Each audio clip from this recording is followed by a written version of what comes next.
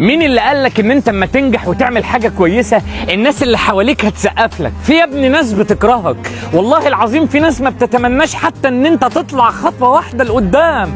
فاما تنجح لازم يبقى عندك استعداد انك تواجه عيونهم الوحشة، تواجه ان هم باصين في الحاجة اللي انت بتعملها وبيطلعوا القطط الفطسانة. عادي، ضريبة النجاح انك تلاقي ناس بتغل منك، ناس من جوه مش مصدقة انك نجحت، ناس من جوه عمالة تدربك كده. فيا ابني ما تتعجبش، هتنجح هيكرهوك، هتحقق حاجة كبيرة قوي هيقفوا يتريقوا عليك، هتبقى طول النهار انت ماشي في طريق وانت مصوب نفسك على حاجة صح هيقعدوا يقولوا بص اتفرج عليه اصله ماشي في حاجة غلط. يا ابني خيبانين، انت من الصبح لاخر النهار بتطوي الارض طي وهم قاعدين يولولوا.